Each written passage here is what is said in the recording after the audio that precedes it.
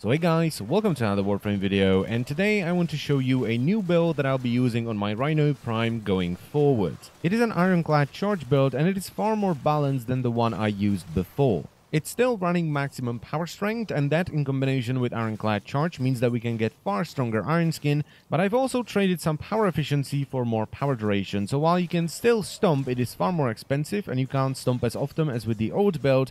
It means that you can use roar because it now lasts 23 seconds, and because we're using lots of power strength, the roar is incredibly powerful. So as I've said already, this is a more balanced and more powerful version of the old build. But do not forget that even though you can get a very beefy iron skin on you, if it goes down, so will you. Now, since I've changed my Rhino build around many times, it has now 5 Forma, but you don't need 5 Forma, you only need 3.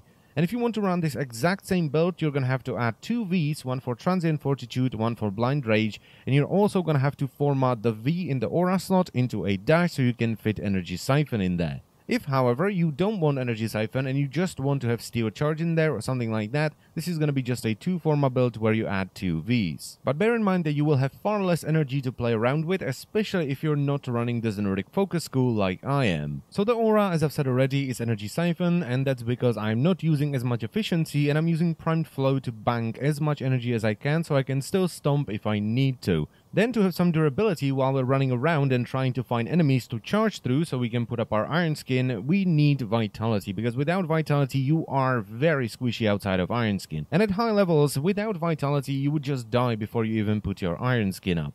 Then to scale up our iron skin a little bit more and to also add additional durability outside of iron skin, we're using steel fiber. Then I'm using all 4 power strength mods, so Intensify, Power Drift, Transient Fortitude, that's 2 ranks from the top, and Blind Rage, that's 2 ranks from the top.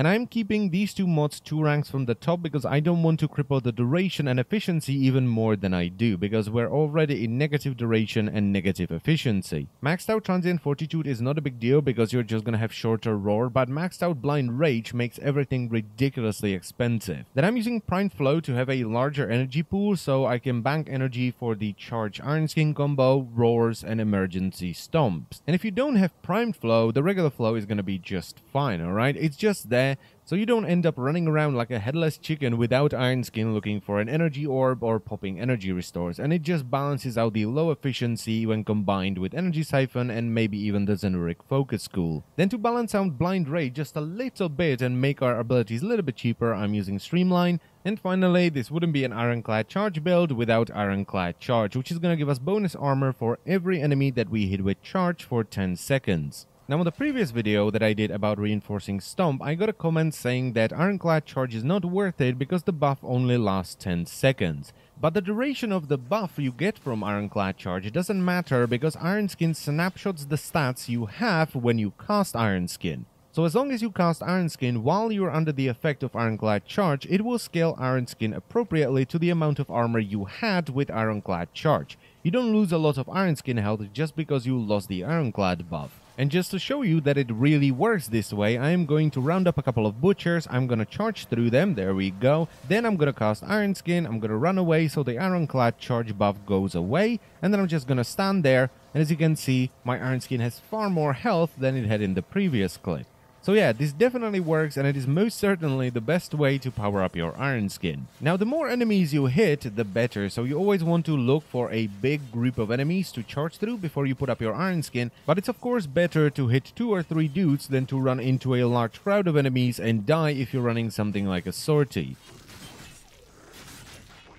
So yeah, the build I will personally be using on my Rhino Prime going forward, and I really like it. I would definitely recommend you try it out. It is, in my opinion, the best build for Rhino Prime because it takes advantage of everything. You can still charge around if you want to, and it's actually beneficial for you if you want to charge up your Iron Skin. Iron Skin is incredibly powerful.